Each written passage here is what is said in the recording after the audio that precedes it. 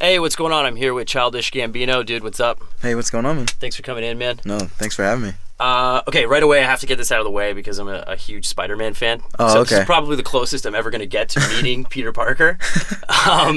Yeah, talk to me about that whole situation because you were somewhat sort of indirectly responsible for the ethnicity change in Marvel Comics and Spider-Man. Yeah. Indirectly. Indirectly. Yeah. Yeah, I guess it just kind of came up. I mean, and it seemed like I was kind of joking about it, but it kind of took on a life of its own. That's pretty much my life story. Is just like I'll say like start doing something and then people believe in it. So it was really cool. And then Brian Bendis apparently like saw me in the Spider-Man pajamas on Community and was like, that doesn't look too bad. And then decided to make the new Spider-Man half black, half Mexican. Were you a fan of Spidey? Yes, okay, yeah. I'm a big fan. Yeah. So did you collect the comic like at all? You know, when you were growing up, or when it was weird. Like I didn't have a bunch of Spider-Man comics. I had more like I had Mask comics a lot. The Mask, do you remember that? Yeah, totally. The Mask or the Max? You mean the Max? The Mask. Like I didn't have the Max. Jim Carrey the Mask. Even though I did watch the Max. Yeah. It was weird cartoon. It was a weird cartoon. Totally weird. That was on MTV. Yeah, that was such a weird cartoon. Bizarre cartoon. That and Dog Boy I used to watch a lot. Okay, yeah. Remember that? Yeah. But you were a Spidey guy. You like Spidey? Yeah, I like Spidey. He seems like he's just like I don't know. Everybody, it's just like the cool costume and you know he's poor. Like I like that. I think the fact that he's poor was my favorite thing. It was like you know he doesn't have a lot of money to do stuff. Yeah, like I'm Irish. I can relate to that. Yeah. There we go. Yeah, there we go. Okay, I got the Spidey stuff out of the way because I'm a big Spidey fan. So, were you surprised? You know, when they saw that they actually went for that move? Yeah, I was very surprised. Cool it was very cool. It was like, wow, like Stan Lee was totally on board. He on board. I met him a couple of times. He was like, oh yeah, I think they should have done it. Like it was very cool. You met Stan Lee? Yeah, I met him twice. Cool. Yeah, when Comic-Con and somewhere else. Very Mallrats of you. Yeah. Yeah, he was very cool. And the whole thing was very interesting. It just seems like something that you can tell like your grandkids later. It's like, oh, this happened. Yeah. You know, it's very cool. Let's talk about camp. You know, like the first song I wanted to talk about was Bonfire because you come out of the gate swinging on that song. The video fucked me up a little bit, but and I think my first question, I guess, would be, I know you came up in the sketch comedy world and a lot to do with comedy, and I just wondered, you know, coming from a place where you know you were writing and you were performing comedy, you know, how much did that affect or help your music? I mean, like I look at them as all like kind of the same thing. Like, you know, comedy, like it's not a switch. Like I think like that's just something that like older generations have a problem with, where they're just like, is it comedy or what? Like they want to know if they're like getting taken for a ride or something. But it's just like they're all the same thing. Like comedy has like elements in it that are serious, and rap is something that I guess like in general people expect to be serious and not have comedy or like ironic undertone, or like, you know, all that stuff is like mishmashed together now, so it doesn't really matter, I thought. But I mean, from like you know, just from I think like a performance standpoint, you know, if you're doing stand-up, it takes balls, you know? Yeah. You don't have a band, you don't have anybody else up there with you. Right. You know, did you learn anything from that, or just writing? Like I'm really in awe of people that write. You know, I have a couple comedian friends that write, and that's all they do. And you know, did it ever grind on you? You know, or you were just like, yeah, I'm never gonna, you know, or whatever. Because a lot of comedians I know at least go through that. I mean, yeah, I mean, just anything that you do for free for a while, you just kind of want, like, you just kind of want to be like, what am I doing? But like, back to the poor thing. Yeah, but you gotta be like, you gotta be happy doing it, man, or else you won't get good. Like, if you're not happy doing it, like, then you're doing like that. Comedians who do it for free, like, really do, like, they really do want to be comedians. It's really hard. Like, I've seen great comedians in New York, like, really find themselves. Like, comedians who I saw, like, the first time, I was like, this guy is awful. And then, like, a year later, they're, like, got, like, 5 minutes that is good. You know? And it takes time. You got to really find yourself and know what it's about. Let's talk about Heartbeat. It's a single. And, you know, you mentioned the serious side of things. And, you know, I just wonder, because I know a lot of comedians are also very, you know, you think that they're funny people, but a lot of times they're really dark, twisted, depressing people that you know what I mean, just very scary people. And you know, I just wondered if the music was in any way sort of an outlet for that side of things. You know what I mean? Well, I'm not really scary, dark. That's what I'm saying. Like, yeah, no, no, you were the most depressing that wasn't person like. ever. First of all, that wasn't a defense of just like, listen, I don't know what you fucking heard, but well, I mean, if you're in the comedy circuit, I mean, I'm sure you've seen, you know. No, I mean, like, they're depressed comics. Just like, I mean, like, for every, you know, Kurt Cobain, there's you know, there's a James Murphy. You know, like, there's always people feel as though you have to have something wrong with you in order to make that. People want to believe that. That's the thing. I see that all the time where they're just like, what do you do? What kind of camera do you use? What do you record on? What is it? What do you make beats on? What's different from you? What's the reason I can't do what you do? And the reason is you just don't want to do it. Like, that's what it is. It's like you just don't want to do it. Not everybody's not, like, you just got to put the work in. Like, and people think, like, you have to have, like, kind of a messed up thing. It's like, I've never really had, I mean, at least to me, I mean, like, there's definitely, like, trials and tribulations, and, you know, there's definitely things I've gone through that I rap about and talk about. Like, but everybody's got their shit.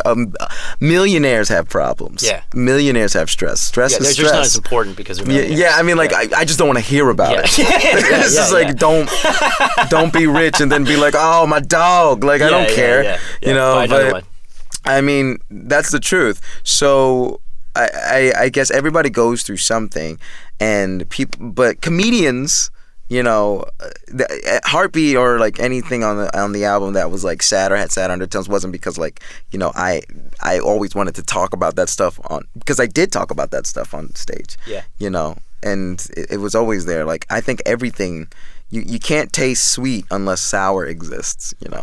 I was listening to the record, and I'm just curious, you know, there's a lot of stuff on there, you know what I mean? I mean, you're talking about relationships.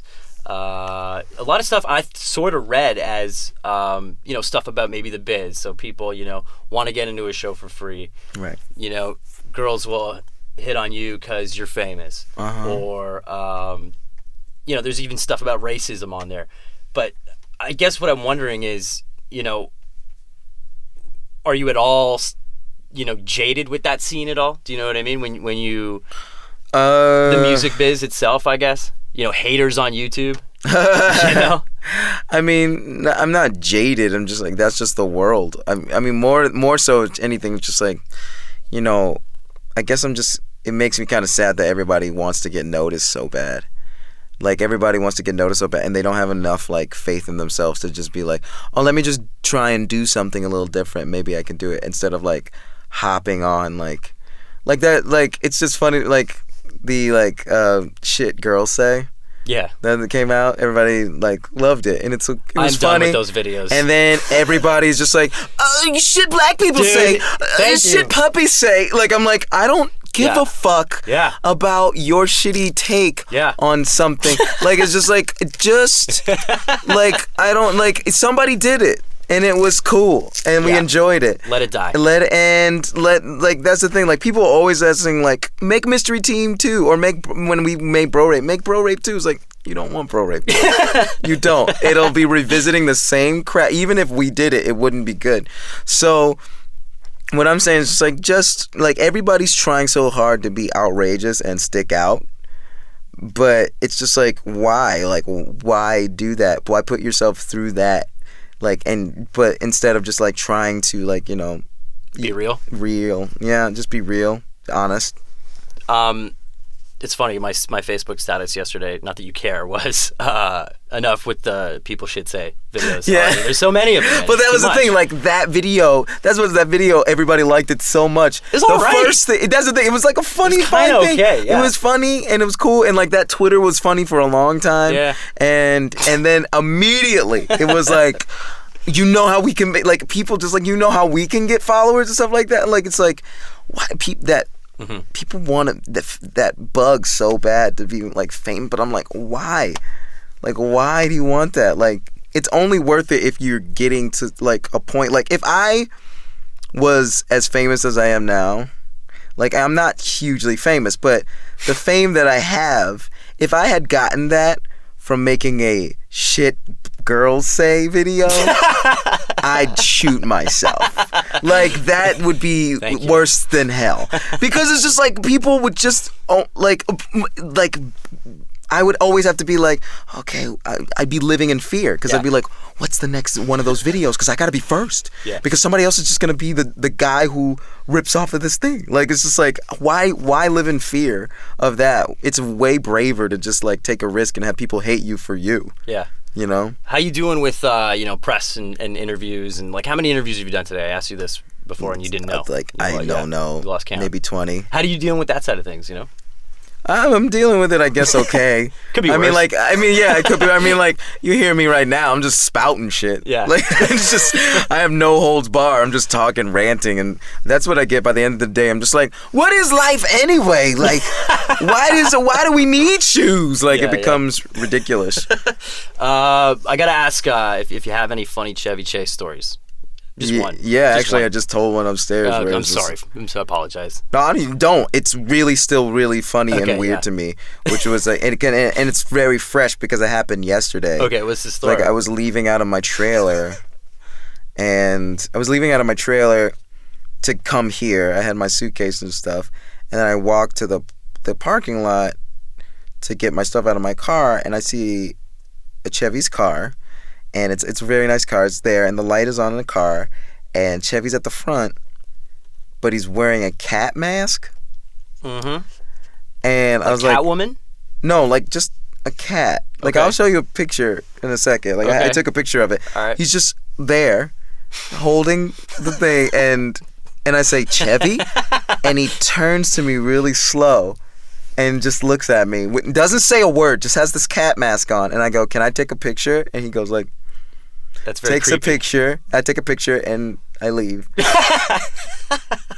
And I'm still not sure that was Chevy. No, it was definitely him. He was wearing but I'm like, he never said a word. He just felt like something in The Strangers. Why was he doing that? Because he's a weirdo. Because he's so strange and messed up. I don't know. That's what makes him awesome. That's what makes him awesome, but also crazy. Like, it was just so weird. I was like, what is going on? Like, did someone kill Chevy? And because maybe someone did. I never heard his voice. Yeah. So maybe he nodded. Put him in the back, chopped him up, put him in the trunk. He was about to drive off. I caught him, and I was like, "Oh, can I take a picture, Chevy?" And he was like, "Mm-hmm." You should call him, man. I'm not masturbating in the front seat. Yeah. Give him a call. Make sure he's all right. Yeah. What are you listening to these days? What's on the iPod? Because you mentioned Radiohead, you mentioned Mumford & Sons on the album. I mean, there's tons of cool little pop culture and musical references. Yeah. So, I guess I'm listening to What do you like? Who's not listening to The Weeknd? Yeah. Right now. Toronto. Yeah. Like, people love The Weeknd. I've been listening to that. 2 Chainz. I've been listening to 2 Chainz. He's kind of like getting really hot. He's from Atlanta. I love that dude. 2 Chainz is dope. I listen to Waka a lot lately. Waka Flocka. What was the last thing that I have in my iPod? I mean, it's weird. It's actually weird lately. Like, all I do is like listen to my own beats that aren't out yet that I'm trying to like just get in my head. Is something. You made all the beats on the record, right? Yeah, me and my friend Ludwig Göransson, who does the music on Community, we produced them together. Yeah. I mean, some of the beats are dope. I mean, thanks. Yeah. So what do you use? I guess Pro Tools and Logic. Okay, cool. Well, Logic and Digital Performer. And do you do it like when you're on the road? Do you have a Mac or? I have a Mac. I don't do it on the road. I don't like doing it on the road. Some people do that, man. I've seen people just like studios in there, and they're like boom, boom, boom. Yeah. But I guess like if I had the setup like I do at home in the back of a truck, I would do it. But like on my laptop with a little like, I don't know, it feels a little bit too constraining. And also I don't have all the sounds. Right, I want the library that I have at home. Yeah. When did you start making beats? I mean, was that freshman year of college? Yeah. Yeah. That's when I started doing it. Like, I really liked it. It was like my favorite thing to do. I would skip class and just make beats. Cool. My last question, you probably get this all the time, but Childish Gambino you got from the Wu generator, which is fantastic. And it's weird because I didn't know that until I was doing a bit of homework on you. And it sounds very creepy. And I was just going to ask you out of the blue if you were a fan of, Wu Gambino by Raekwon. Oh yeah. And I just sort of was like, I wonder if that like has anything to do. And there was like a Wu-Tang connection, so it blew my mind. Yeah, Wu-Tang's been very big supporters. They're really RZA especially. Have you met RZA? He's I've met RZA a bunch of times. He's like very cool dude.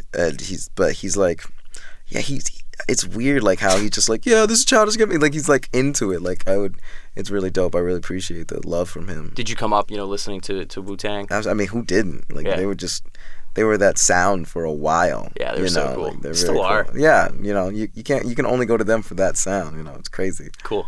Favorite Wu-Tang album? And that includes any side projects. So you can go Gravediggers. You can go Jizza, Genius, whatever album you need to say. I like the that's really. It's a hard question. It is a hard question. Raekwon ones are really good. I like there's one Method Man. But I don't listen to that one that much. I guess I would just go with 36? Yeah.